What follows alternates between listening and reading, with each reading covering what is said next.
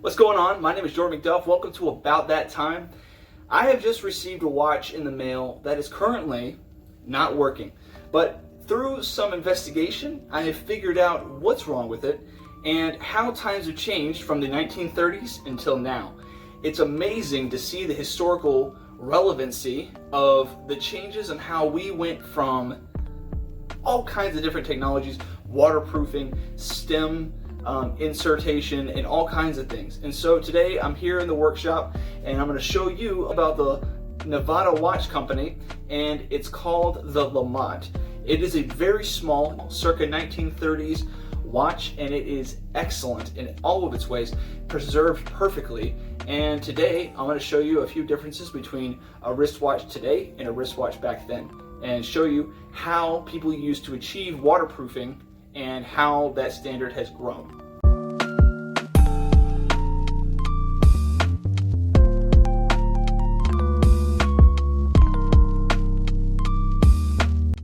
This is a Lamont Compensamatic waterproof watch, and as you can tell, it's ticking along quite well. But the issue is that it's missing not only its band, which is sad, but it's also missing its crown. Now, I wanted to talk about how quote-unquote waterproof doesn't really mean anything on this watch, but how it did mean something back in the 1930s when this watch was constructed by the Nevada Watch Company.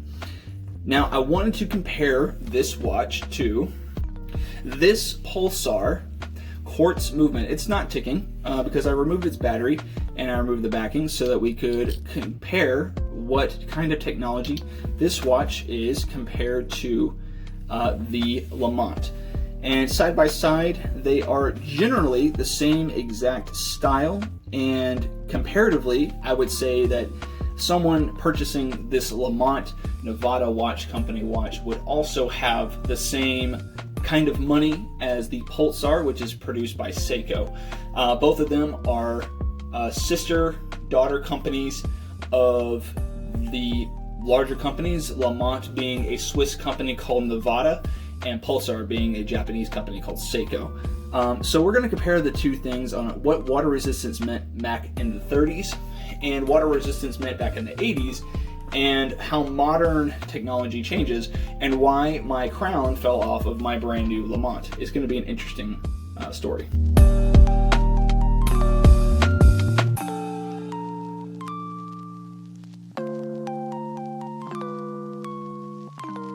Starting out with the Lamont here, you'll notice one very particularly different case here, and specifically the case. And you'll probably, maybe you haven't noticed, maybe you have, but check this out. The entire watch is not connected to the case at all. All that you are left with is acrylic and the movement.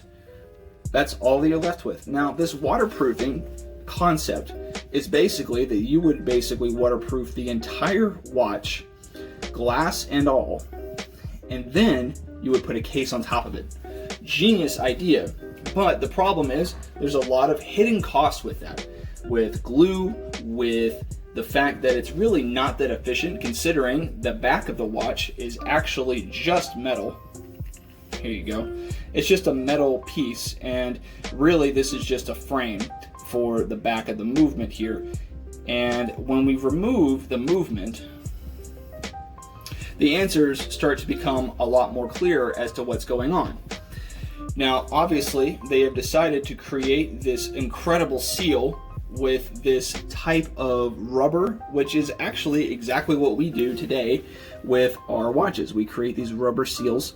Now, you can see here that the rubber seal is actually worn off a little bit on the sides, but this movement looks incredible for its age. 1930s. It's a very, very, very old movement, and it's still ticking along just as it would back in the 30s and early 40s.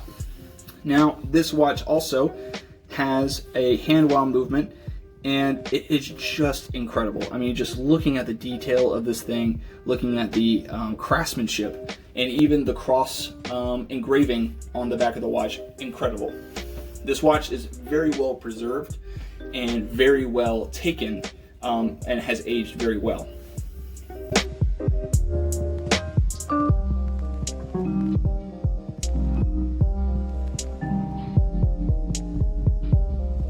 Now, on the subject of my crown here, the issue with this crown was that as soon as I pulled on the crown to change the time, the crown popped right out of the assembly.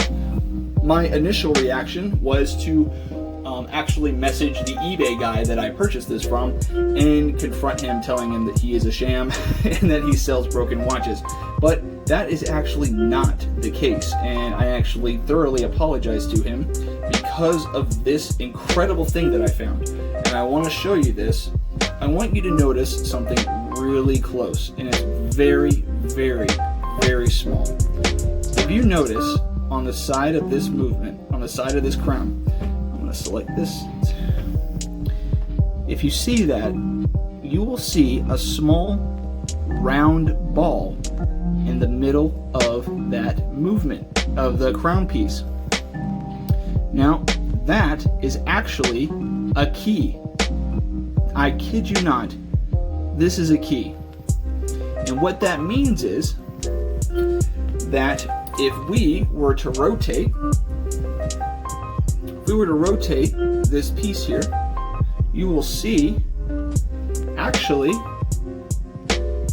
a key slot for that exact ball. Very small, very minute detail. But that's what Swiss watches were all about back then. What this is a crimper style crown. What they would do is they would place the crown within the confines of that crimper. They would take their pliers and they would literally tighten the crown on top of the crimped tool and then slide the metal backing into the watch. Now, how this was done baffles me.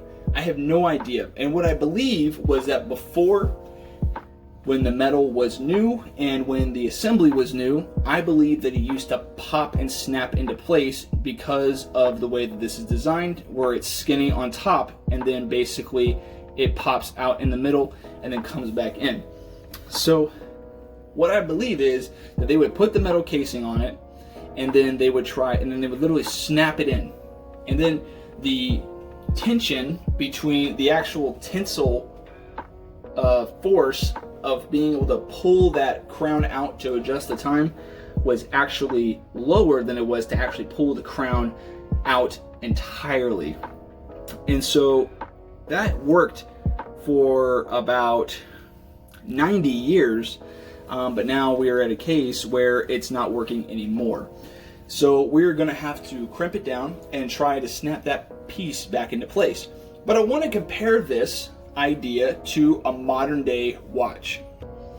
This watch right here is a Pulsar, just a regular quartz watch. If you want to know more about it, I'll put some information for some purchasing links in the description below. Now, what I want you to notice here is actually on the back. This is a very, very run-of-the-mill quartz movement. It's very basic, very normal, and it is very, very boring in my opinion. Now, obviously, the battery would go here. Now, something that I want to notice is, alright, so what I've done now is I have removed the stem from the watch. Now, you'll see a totally different idea here. Now, what this has accomplished, it has accomplished a lot. First of all, you can interchange these stem ends with this screw apparatus here. This part is actually 3 parts. You have your winding stem here, the screw stem, which is actually cut to length depending on the actual case, and then the topper crown piece here. Now, what we are looking at when we're looking at the antique crown is that we are seeing a combination of a time before the screw interim piece. So what they would do is they would build this time changing apparatus here, and they would build that into the actual watch. But this piece was not able to be changed in width, and they would change the width on the actual crown and not with this screw in the middle here. And they wouldn't cut that to length, they would actually cut this piece to length. My assumption is this piece was probably like really long and then it would cut it down just like it is here. Now, there are a lot of different examples that I could show you, but I'm not going to because this is a perfect example of that. Now, this is really wonderful because you'll also see underneath here, there is a little gasket underneath there. That is the first take of water resistance. You have a little gasket in there, and then you can simply just take this watch, and all you're gonna do is simply put this and push that in there, and that's all you have to do. Now, I'm not gonna push it in all the way because I wanna show you something. Now, the glass and the movement are not connected. It is only a dial and the movement and the hands. Comparing that, we have the acrylic glass, we have the movement, and we have all of that into one body, not separate from the glass. So that's another improvement that we've made as watchmakers, is to include this glass to be waterproof. We use actual glass, and we use a type of glue that adheres itself to the actual metal frame, which allows it to be, this watch is specifically 3 ATM. Now, I assume that this watch is also 3 ATM. It says waterproof, which means at this time that this watch could probably withstand you washing your hands and probably taking a modern day shower. Back then, showers, I guess, looked different, I think. I don't know anything about the culture back then. I just think that the showers looked different back then. And so, through that, I believe that this watch is around 3 ATM, which is quote-unquote waterproof. Now, another way that we have moderately changed waterproofing is actually a small piece. I'm going to go ahead and reassemble this watch for you. It's actually a small piece that you'll notice. This goes here. Now, on the back of this watch, we have this. Unfortunately, through the process of removing this watch, I actually broke the O-ring to this watch. So this watch is no longer as water resistant as it is described, but there's an O-ring that goes around the outside of this watch. And that is another way to ensure that you can wash your hands with your watch without allowing water to insert itself into the watch, and also allowing it to be able to be used for a daily shower. Now, here is another way that water resistance is ensured in watches, and it's very small. It looks completely unnecessary, but it's very necessary. It is this piece. It is actually a spacer. Now, this spacer is actually really not that water resistant, but it does collect water in between. And so to finish this watch off, I'm going to go ahead and insert the crown. Go ahead and find the piece. And all you have to do is push this baby in. And there you go, you're done. And then we're going to go ahead and insert. Okay. Put this thing on there.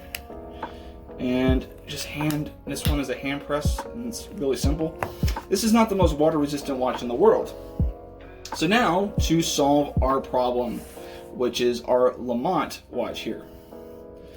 Our issue is that we need this crown to be put in its proper place while also being connected to the case.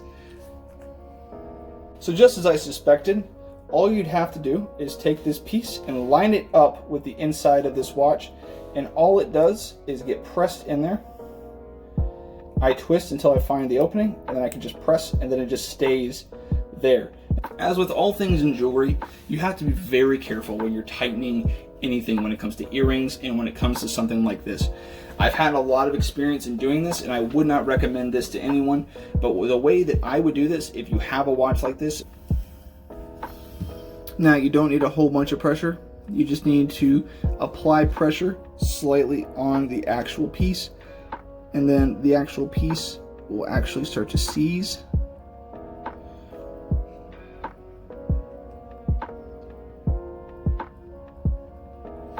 Now, they made this guy pretty freaking strong. I'm going to admit that this is actually one of the craziest things I've ever done with a watch. And then we're going to go ahead and try to This is actually really interesting. This is the bottom plate. You can see a little Swiss flag there. Now this actually slides into this piece and very carefully creates a nice little case. Very, very wonderful design for the 30s. I mean, really wonderful. I felt a click that time. Now this time, let's see how we do. Let's see if we can go ahead and change the time without it coming out. I'm really curious. I'm going to do this very carefully. Oh, yes. Oh my gosh, that feels so good. Perfect. So all it took was a little bit of closing down those little things, and now we can go ahead and reinstall the case, and then we can flip this around. And then the thing that keeps these two things together are actually going to be this little bracket here. It's going to look like that. It works out really good. That looked really good. Then this actually comes up over this thing, just like that, and goes in. Oh, now I'm going to use my handy dandy screwdriver to do this. Now that is how that goes on, just like that, and it keeps the bottom and the top plate together. It's a really genius idea, especially for back then when technology wasn't super excellent. And now, of course, we have just simple, I mean, even in comparison, we have just this snap design. And this is actually surprisingly more waterproof than this one is. But it's just to show how genius people were back in the 30s to make something happen, especially this small. All right, so we've got ourselves a finished product here, a completely working, completely refurbished Lamont, Nevada watch company, Compensamatic waterproof watch, completely ready for resale, and it looks incredible. I hope you really enjoyed this video. It was a lot of fun to record and to edit and to put it all together, especially working with a 1930s watch.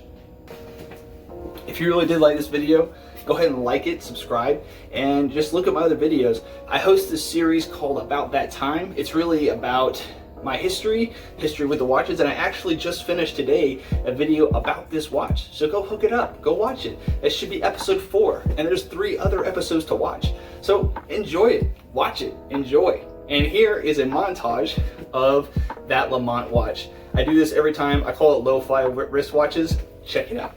See you later, guys. Have a great day.